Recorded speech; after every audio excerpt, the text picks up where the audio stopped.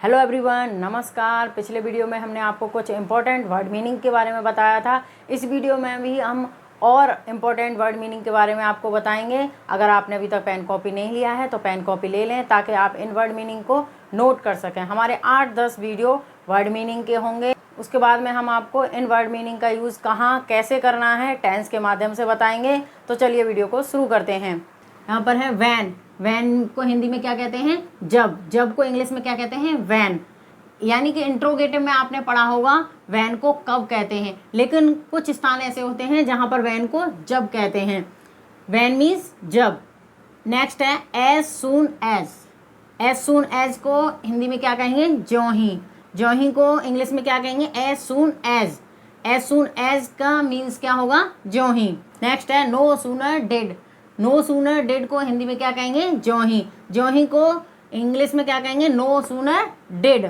तो यहाँ पर एज सून एज और नो सूनर डिड दोनों का ही मीन्स क्या है? हिंदी में ज्यों ही है। लेकिन कहाँ होता है, कैसे होता है, ये हम आपको जब हमारी वर्ड मीनिंग की क्लास खत्म हो जाएंगी, 8-10 जो क्लासें हैं वो ख़त्म हो जाएंगी, उसके बाद में हम आपको टेंस पढ़ाएंगे और टेंसों में इनका कहाँ कैसे यूज़ होता है ये हम आपको बताएंगे। नेक्स्ट है as long as. As long as का हिंदी में क्या अर्थ होता है? जब तक। तो जब तक को इंग्लिश में क्या कहते हैं? As long as. As long as means जब तक। नेक्स्ट है अनलेस। अनलेस को हिंदी में क्या कहते हैं? जब तक न। जब तक न। तो जब तक न को इंग्लिश में क्या कहते हैं? अनलेस। नेक्स्ट है अनटिल। अनटिल को क्या कहते हैं हिंदी में? जब तक न। यानी कि अनलेस और अनटिल इन दोनों का अर्थ क्या होता है हिंदी में? जब तक ना। लेकिन इनका कहाँ पर यूज़ होता है? जैसा कि हमने आपको बताया, जब हमारी वर्ड मीनिंग की क्लास खत्म हो जाएंगी उसके बाद जब हम आपको टेंस सिंथेसिस समझाएंगे वहाँ पर इनका कैसे यूज़ होता है ये हम आपको बताएंगे। नेक्स्ट है हार्डली। हार्डली का मीन्स होता है हिंदी में मुश्किल से की। तो मुश्किल से की इंग्लिश क्या होगी? हार्डली। हार्डली का मीन्स क्या है? मुश्किल से की। नेक्स्ट है in order to. In order to को हिंदी में क्या कहेंगे हम? जिससे की। तो जिससे की को हम इंग्लिश में क्या कहेंगे? In order to. तो इन ऑर्डर टू का मीन्स क्या होता है? जिससे की। नेक्स्ट है सो दैट। सो दैट को हम हिंदी में क्या कहेंगे? जिससे की। जिससे की को इंग्लिश में क्या कहेंगे? So that. तो इन ऑर्डर टू और सो दैट को हम जिससे की कहते हैं हिंदी में। तो इनका कहाँ पर यूज़ होता है? जैसा कि मैंने आपको पहले ही बताया कि हम आगे जो क्लासेस पढ़ाएंगे वर्ड मीनिंग के बाद में उनमें हम आपको टेंस पढ़ाएंगे, सिंथेसिस पढ़ाएंगे और उनका कहाँ पर कैसे यूज़ किया जाता है ये सब हम आपको बताएंगे।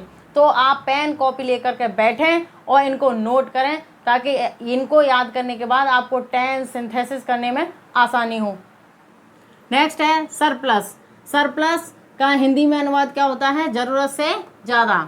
ज़रूरत से ज़्यादा को इंग्लिश में क्या कहते हैं? सरप्लस। तो सरप्लस मीन्स ज़रूरत से ज़्यादा। नेक्स्ट है वेज। वेज को हम हिंदी में क्या कहेंगे? तौर तरीके। यानी तौर तरीके को हम इंग्लिश में क्या कहेंगे? वेज। तो वेज मीन्स तौर तरीके। नेक्स्ट है रेयरली। रेयरली को हम हिंदी में क्या कहेंगे? कभी कभी। कभी कभी को हम क्या कहेंगे इंग्लिश में? रेयरली। नेक्स्ट है ऑफ्टेन। ऑफ्टेन को हम हिंदी में क्या कहेंगे? प्रायः। तो प्रायः को हम इंग्लिश में क्या कहेंगे? ऑफ्टेन। ऑफ्टेन का मीन्स होता है प्रायः। इनका यूज़ कहाँ पर होता है? जैसा कि हम पहले ही बता चुके हैं कि हमारी वर्ड मीनिंग की क्लासें जब ख़त्म हो जाएंगी उसके बाद में हम आपको इनके बारे में बताएंगे कि इनका कहाँ पर कैसे यूज़ होता है। तो इसलिए हम आपको बार बार कह रहे हैं कि आप पेन कॉपी लेकर के बैठें और इन्हें नोट कर लें और याद कर लें ताकि जब हम इनका यूज़ बताएं कहाँ पर कैसे होता है तो आप आसानी से इसको समझ सकें। अगर ये वीडियो आपको अच्छा लगा हो तो वीडियो को लाइक एंड शेयर करिएगा और अगर आप हमारे चैनल पर नए हैं तो चैनल को सब्सक्राइब करिएगा। Thanks for watching. Vande Mataram.